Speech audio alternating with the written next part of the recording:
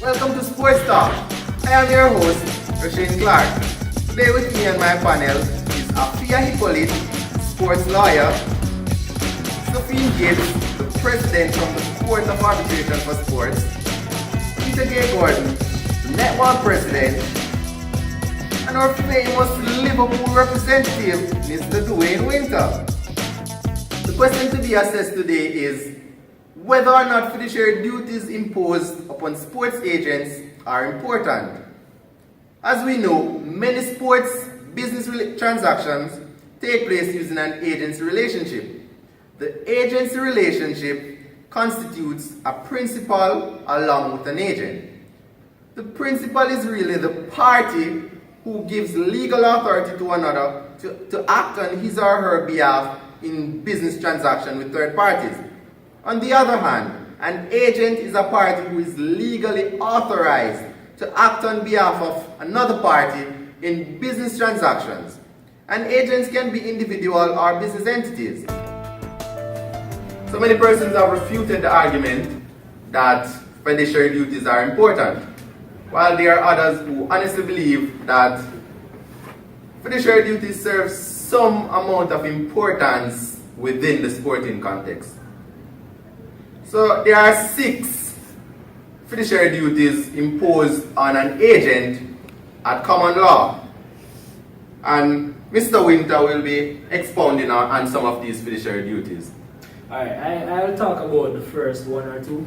But let me just mention though that there are few exemptions, and organizations like FIFA will outline these. They talk about parents who act as agents being exempted from, say, licensing, and also persons who are lawyers licensed to practice within the domicile. So what siblings. So what you're saying is that persons like with relationships that are family relationships, those persons are exempted from these fiduciary duties within the sporting arena.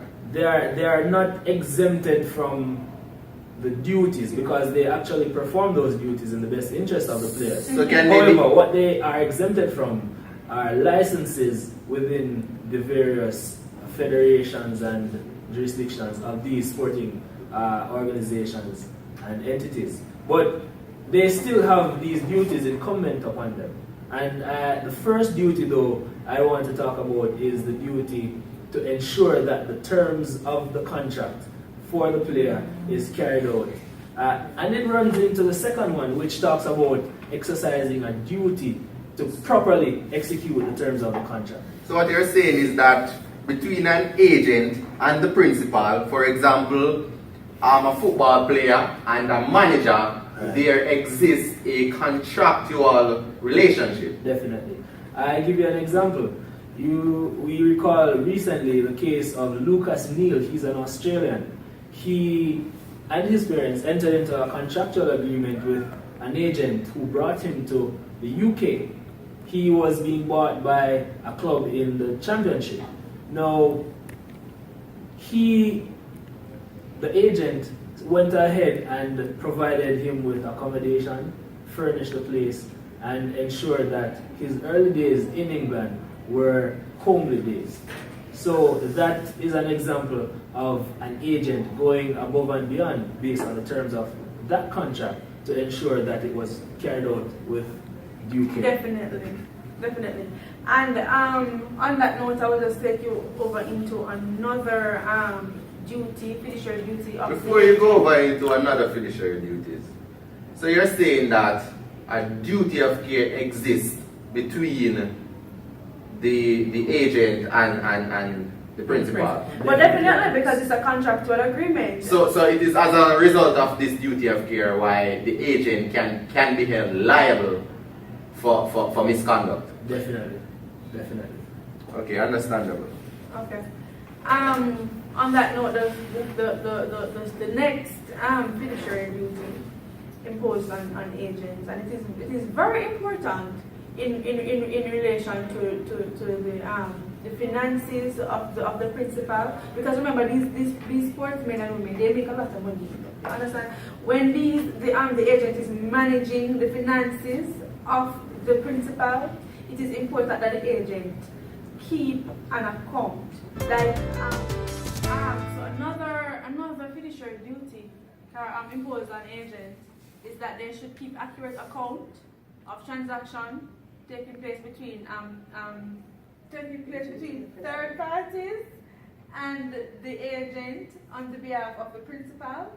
So what you would normally see most persons doing is that they would keep they would do some form of bookkeeping, or in terms of like receipts. Oh, so you're saying that this recording of financial information must take a tangible recording. Okay. Right? Because if interestingly, if agents fail to do so, it can they can be held liable in terms of, let's say there's a dispute between the agent and So what's the hold on. Remember that also, that if there is any conflict with the terms that it's set based on the fiduciary duties, that is an automatic termination of the contract.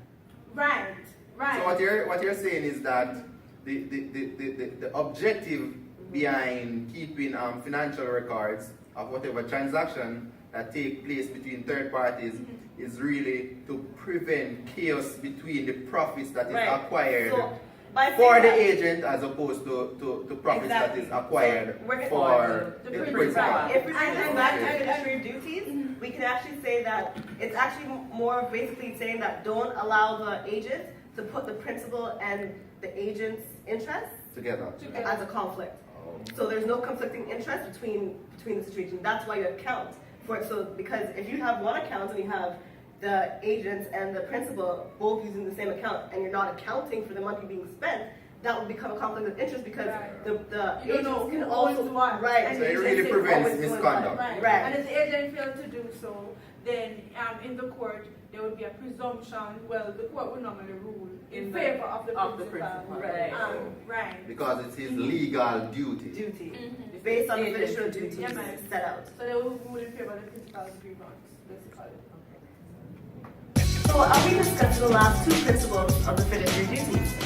The last two fiduciary duties would be number 5, which is the duty to not getting any conflicting interest issues, meaning that there should not be a likelihood or that there's a risk that the agent will be at odds with the principal, meaning that there's no conflict of interest. So I'm going to bring you back to Sophine's point where she discussed the accountability of the finances. This can be seen as a conflict of interest, having the bank account with both monies in it, because you're not able to see who is spending and whose money is being spent. So I think that 5th point basically also encompasses, as you said, in relation to the likelihood of the risk. Yes. Basically, it covers the fact that the agent should not at any time go behind the principal's back. Right. And enter into contracts. To do anything, enter into contracts or do anything at all without the consent. Exactly. Or without, So what about the principal knowing. So hold on, this is also going to bring us to the 6th point, which is the 6th. But I have a very important question though. What about where the agent enters into a contract with the consent of the principal, but there's a risk involved? But this risk is going to conflict with the interest of the principal. Because there's even the risk, the agent is supposed to know that they're not supposed to get into any situation that can be a conflicting interest to the principal. Right. So you're saying that they're under a legal obligation to foresee the risk. the risk Yes, that exactly. is involved in any contractual obligation Exactly. or agreement rather that will conflict with the interest of the principal. Exactly. Well, I think, I'm not sure if they're on an obligation to foresee the risk, because honestly sometimes the risk foreseeable. Let's take for instance, they enter into a contract and then subsequent, let's say into a contract with a club, and this is a footballer, right? And subsequently the football club becomes bankrupt and Exactly. the footballer So now I'm going to bring in the case understand? of Brown versus. So not all the time they can foresee that kind of risk. Well, that's the thing. I'm going to bring the case But of Brown versus foreseeability Wolf. is definitely something Because- that needs to be considered. Exactly. Right. Because if we look at the case of Brown versus Wolf, we see that because the agency did not do enough research on the team that it sent the footballer Right. to, it was negligent, Right. Which actually comes in conflict of interest. Why? Because the agent is supposed to work in the best interest of the client. Do you understand? Right. So that will bring forth a And conflict. was it in that same case that the agent had received his 5% Right. payment and the player was not able to get his monies. entire 800,000 that he was entitled Exactly, which is And also a conflict right, of interest. it's also a conflict Exactly. of interest. That is a very important So now we're point. going to go on to the final duty, which is the actual agency or agent is not allowed to accept any profits or benefits without the knowledge of the principal and the consent of the principal. So in other words, if you get a bribe under the table, then the principal is actually if you get any bribes on the table, the contract is then null and void because by doing that you're in breach of a fiduciary duty, which is saying to you that these fiduciary duties must be followed, and if they're not followed, then the contract is actually void. So you're saying that the fiduciary duties, it is strict. So Yes. as long as you're in breach of any of the duty, then the contract in itself Is void ab initio. automatically becomes a Exactly. void ab initio. Exactly. Okay, cool. Reality is also another fiduciary duty. Certain level of confidence is to exist between the agent and the principal. If information is disclosed that is not supposed to be disclosed, the principal may claim damages and be successful. Okay, so what you're saying is that the agent is legally obliged not to disclose information that is confidential to third parties. Yes, unless he has consent from the principal to to do such. Okay, understandable. So in the US case of Gosling versus Shaki, principals, a father and a son sued their agent when they found out that their agent had been taking unauthorized commission behind their backs. This supports Afia's point, which was the 6th point. With regards to the sixth fiduciary duty, which basically says that you cannot take any secret bribes, unauthorized commissions, anything behind the principal's back without consent and permission will come automatically in contrast to this fiduciary duty and void your contract. So it basically the case basically reiterates the point that you ought not to take secret profits or commission that will run in contravention of the principal's interest. Okay, I've heard about these 6 fiduciary duties, but the question to be asked is how important are these fiduciary duties in contemporary society, and how exactly are they applicable to contemporary society? I can actually tell you that the reason that they are very important is because if you are in breach of any of these duties, your contract will be automatically void. And a real life application can be seen in the case of Kelvin Jack and ImageView, where Mr. Berry, acting for the agency ImageView, was contracted by Mr. Kelvin Jack. And we later see in the facts of the case where he entered into some agreement separate and apart from that which concerned Kelvin Jack directly, and he got some secret bribes. But my issue though with all of this is that represents only one case of a number or probably thousands of instances where agents receive kickbacks. So in theory, as you said, it is good, but in practicality it does not apply. I give you an instance. There's this agent, he now operates in England. His name is Jim Irwood. He points out a situation where an agent received a bribe for getting a player to a club, and then later on the player found out and he admitted, but because he was a big agent, he had many contacts, he was able to upsell that player to a bigger club later on. The player decided not to pursue it. Also, you see where a player... So he basically benefited from his own misconduct. He basically did. So, in truth and in fact, they do have their importance. However, the main argument really should focus on enforcement. Right. Right, I agree. Yeah, like how do they regulate it and ensure Right. that these agents actually Follow these or comply with these duties. Yeah. Because if you notice, as we've been saying, it's an underhanded bribe. So no one is privy really to what is going on. Nobody really knows what's going on. So how do you prove that? Yeah, definitely. Okay, definitely. Also, fiduciary duties are of great importance, as it bars agencies from exploiting their principal. True. Okay, That's so they are very basically the duties are put in place to bar or to prevent exploitation of a principal by his or her agent. Yes. Fair I enough. think it actually also bars misconduct overall. True, because I can see where the law really takes a strict or restrictive approach in regard to misconduct. Right. It does. Yes, it does take a strict approach, and I think it's good. But at the same time, I agree to disagree.